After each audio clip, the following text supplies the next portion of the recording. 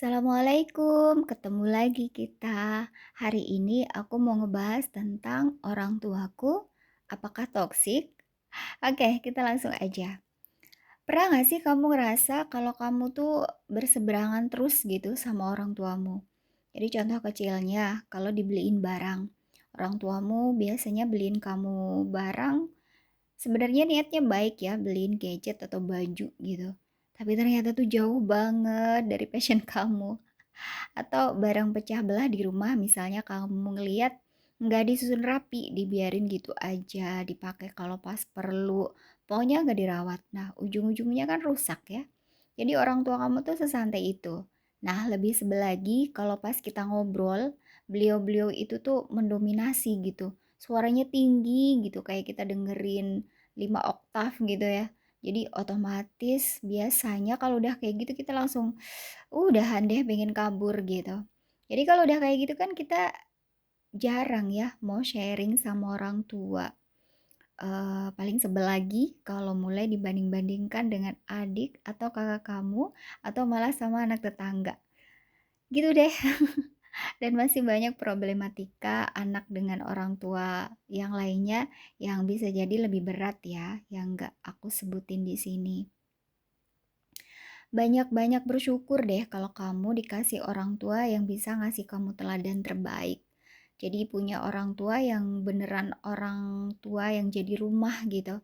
Saat kamu udah mentok banget dengan kerasnya kehidupan di luar, tapi tetap ya, walaupun kamu terlahir dari orang tua yang menurut kamu toksik, kita harus banyak bersyukur juga. Karena ternyata banyak banget sih di hidup kita yang harus disyukurin, ya kan?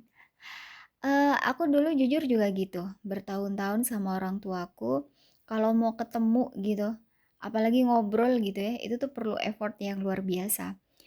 Jadi kayak hidupku akhirnya bertahun-tahun tuh, dada nih kayak dipenuhi ganjalan-ganjalan sebel, kesel, benci gitu ya. Sampai aku nemu sebuah podcast tentang orang tua, yang konon disebut sebagai orang tua toksik. Jadi kita tuh hidup di era yang semua orang rata-rata kan fokus ya untuk mensejahterakan dirinya. Jadi kita bukan lagi hidup di masa gimana caranya biar bisa bertahan hidup. Nah, orang tua kita, beliau-beliau, para orang tua kita itu punya latar belakang ekonomi kebanyakan kan menengah ke bawah. Apalagi plus keluarga broken home gitu.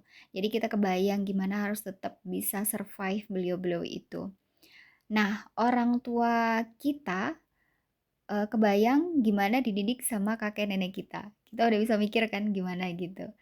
Karena manusia belajar dari pola, ironisnya pola asuhnya lanjut deh ke kita. Nah, jadi dari penjabaran ini aku kayak bisa ngasih uzur gitu ke orang tuaku, terus berusaha berempati karena pasti beliau-beliau sebenarnya udah maksimal membesarkan aku gitu ya. Terus, berusaha sebaik-baiknya sih karena situasi dan kondisi yang tidak memungkinkan untuk ideal banget tuh nggak bisa.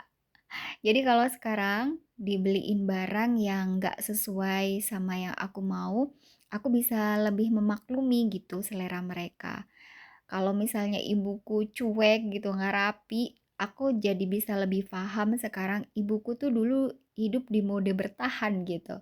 Kalau aku dibanding-bandingkan juga sama abangku atau orang lain gitu, aku berusaha untuk memahami kalau itu tuh cara ibu atau bapakku untuk ngasih semangat dengan keterbatasan pengetahuannya. So, dengan pemahaman kayak gini, dadaku tuh jadi lebih plong dan believe or not, hidupku jadi lebih kayak indah gitu aja. Walaupun aku tetap ya nggak bisa ngobrol berjam-jam sama orang tuaku, tapi berusaha aja sih untuk selalu senyum dan sopan dengan mereka.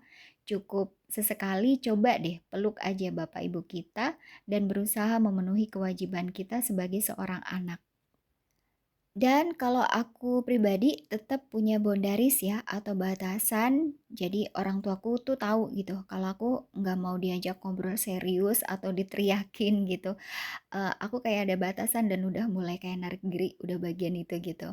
Karena bagaimanapun mereka orang tua kita tuh surga dunia kita ya. Doa-doa dan ridhonya sangat kita perlukan. Tapi kalau kamu mengalami abuse yang fatal sampai fisik dan psikis kamu rusak karena orang tua kamu nggak boleh diem ya, kamu harus menghubungi profesional untuk minta bantuan. Oke, semoga bermanfaat. Disclaimer ini pengalaman pribadi aku dan nggak harus sama sih sama orang lain. Pelan-pelan aja berproses untuk berdamai dengan orang tua kita. Oke, sampai ketemu di pembahasan lainnya. Assalamualaikum warahmatullahi wabarakatuh.